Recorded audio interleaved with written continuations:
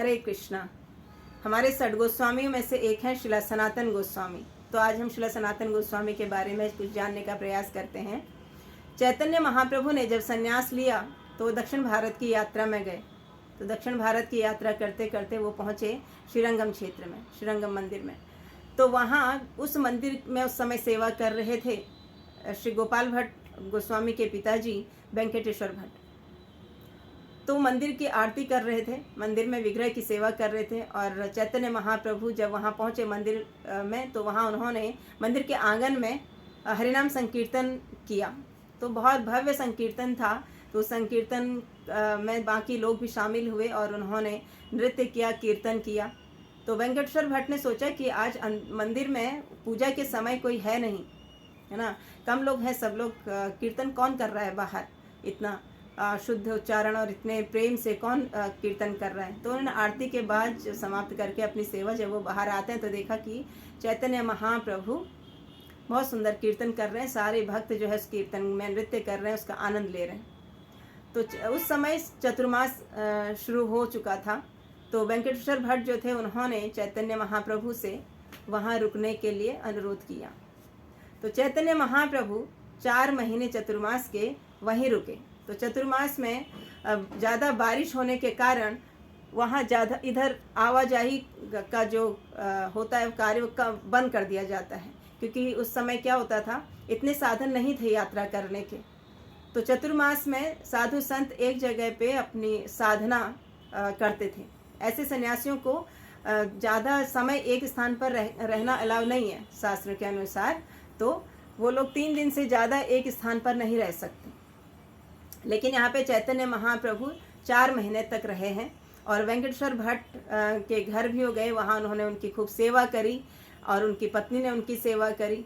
तो अपनी माता पिता के साथ, उस समय गोपाल भट्ट थे 8 साल के, तो गोपाल भट्ट गोस्वामी भी उनकी सेवा करते हैं अपने माता पिता के साथ साथ। तो गोपाल भट्ट की सेवा देखकर चैतन्य महाप्रभु बहुत प्रसन्न होते हैं। और चैतन्य महाप्रभु जब 4 महीने पूरे हो जाते हैं तो वहाँ से जाते हैं, जाने के लिए बोलते हैं। तो वेंकटेश्वर भट्ट कहते हैं कि आप कुछ दिन और रुक जाइए यहाँ पर।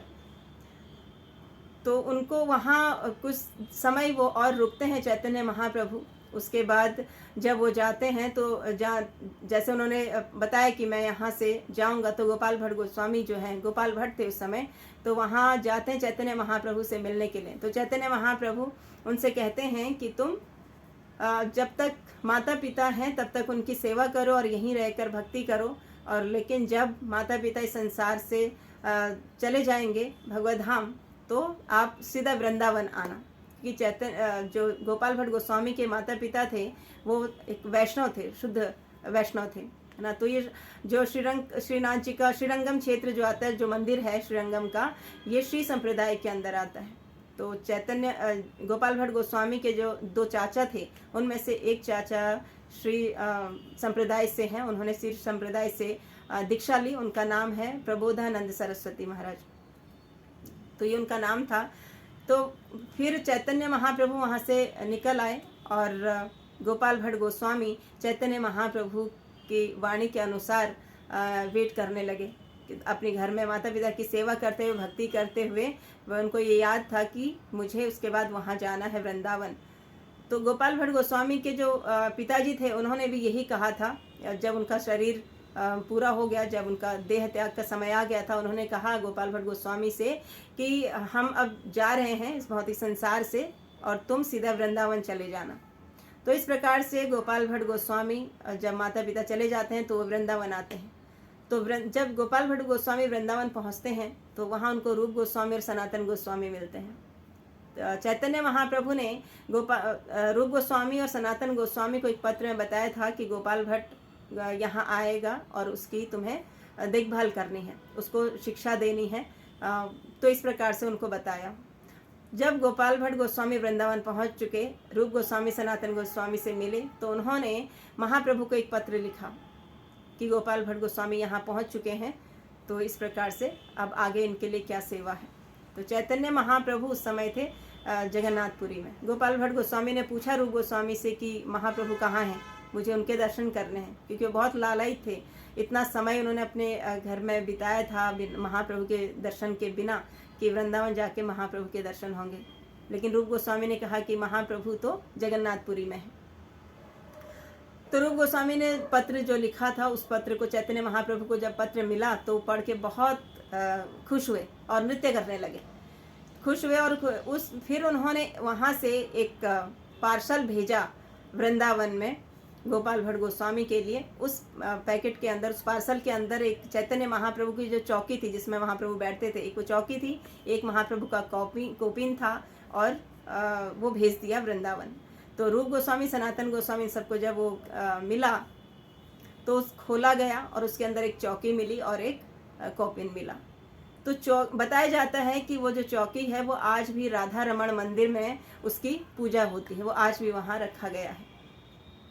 तो इस प्रकार से गोपाल भट्ट गोस्वामी पर चैतन्य महाप्रभु अपनी कृपा कर रहे थे और उन्होंने उनको आदेश भी दिया कि कुछ सेवा करनी है, मंदिरों का निर्माण करना, कुछ शास्त्रों का उल्लेख करना है, शास्त्र लिखने हैं, है ना। और रूप गोस्वामी, सनातन गोस्वामी के अंतर्गत रह के उनको शास्त्रों का निर्माण भी करना है। तो इस प्रकार से तो चैतन्य, अब जब गोपाल भट्ट गोस्वामी रात दिन चैतन्य महाप्रभु के विरह में रहते थे, तो एक रात स्वप्न में गोपाल भट्ट गोस्वामी को चैतन्य महाप्रभु आते हैं और वो कहते हैं कि तुम परेशान मत हो, तुम यहाँ से गंडकी नदी जाओ और वहाँ शालिग्राम शिला के रूप में मैं तुम्हें दर्शन दूंगा, तुम उनको लेकर आना।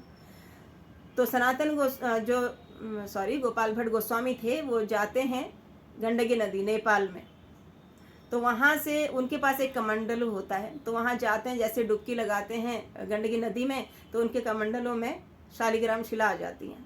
तो वो सोचते हैं कि ये कैसे आ गया, वो वापस डाल देते हैं उसमें नदी में। फिर वो जब दूसरी बार डुबकी लगाते हैं उसमें फिर से आ जाते हैं। तो फिर उनको वो लेकर आते हैं वृंदावन। वहाँ लेकर एक झोला सा था, उसमें वो रखते थे उनको, और जहाँ जाते थे अपने साथ लेके जाते थे, उनकी शालिग्राम शिला की सेवा किया करते थे। तो एक दिन ब्रज में एक व्यापारी आया। वो व्यापारी सभी जो संत थे उनको सबको अलग अलग उनके ठाकुर जी के कुछ वस्त्र दे रहा था, कुछ आभूषण दे रहा था, है ना। तो जो सब लोग बैठे हुए थे सबको दे रहा था। अब अंत में गोपाल भट्ट गोस्वामी भी थे, तो इनके पास तो विग्रह नहीं थे, शालिग्राम शिला थी। तो इनके मन में विचार आया कि मुझे अगर मिलेगा ये वस्त्र या आभूषण तो मैं किसको पहनाऊंगा, क्योंकि मेरे तो विग्रह नहीं है, मेरे तो शालिग्राम शिला है। तो फिर उस व्यापारी ने गोपाल भट्ट गोस्वामी को भी कुछ वस्त्र और कुछ आभूषण दिए और ये लेकर चले गए वहाँ से। तो जब जाते हैं रात्रि में, जब सो रहे हैं तो ये सोचते हैं कि इतना अच्छा होता जब ये विग्रह बन होते मेरे पास, तो मैं ये सुंदर इनका श्रृंगार करता, इतने आभूषण और ये जो वस्त्र मुझे मिले हैं व्यापारी द्वारा, इनका श्रृंगार करता, इससे कितना अच्छा होता कि अगर विग्रह मेरे पास होते। तो इसी सोच में वो सो जाते हैं, उनको नींद आ जाती है। तो अगले दिन सुबह जब वो उठते हैं, तो अगला दिन है नरसिंह चतुर्दशी का, तो सुबह उठते हैं और यमुना जी जाते हैं स्नान करने के लिए। जब वो वापस आकर उस अपने थैले से निकालते हैं बाहर की इनकी पूजा करूं, तो वो एक विग्रह रूप में प्रकट हो चुके थे। तो शालिग्राम शिला ने राधा रमण का एक विग्रह स्वरूप ले लिया था। तो जब उस स्वरूप में आते हैं तो गोपाल भट्ट गोस्वामी बहुत प्रसन्न होते हैं और उनकी सेवा करते हैं, उनकी आरती करते हैं, उनको वस्त्र आभूषण पहनाते हैं। तो निधि वन के नज़दीक ही ये राधा रमण जी का मंदिर है और वहाँ पर चैतन्य महाप्रभु की वो चौकी भी वहाँ पर रखी हुई है। तो इस प्रकार से राधा रमण जी प्रकट हुए शालिग्राम शिला से अपने भक्त, शुद्ध भक्त गोपाल भट्ट गोस्वामी की इच्छा को पूरा करने के लिए। तो गोपाल भट्ट गोस्वामी के मन में ये आता था कि जो विग्रह हैं, मतलब चैतन्य महाप्रभु और राधा रमण में, है ना, तो उनको चैतन्य महाप्रभु से ज़्यादा आसक्ति थी। तो एक दिन उन्होंने देखा कि जो राधा रमण के विग्रह हैं वो धीरे धीरे परिवर्तित हो रहे हैं चैतन्य महाप्रभु के स्वरूप में। तो चैतन्य महाप्रभु और राधा रमण में कोई भेद नहीं है। तो इस प्रकार से वहाँ उनकी सेवा करी उन्होंने, और फिर वो सेवा आज भी बताई जाती कि कोई दामोदर दास करके हैं, उनको दीक्षा दी चैतन्य महाप्रभु, गोपाल भट्ट गोस्वामी ने उनको दीक्षा दी, उनके शिष्य हैं, और फिर उनसे ये परंपरा आज भी चली आ रही है। बताया जाता है कि वही दामोदर दास प्रभु जी जो थे, उन्हीं के जो परिवार है, वंशज हैं, वही आज भी राधा रमण भगवान की सेवा करते हैं। उनके मंदिर में आरती वगैरह सब वो उनकी सेवा को करते हैं। हरे कृष्णा।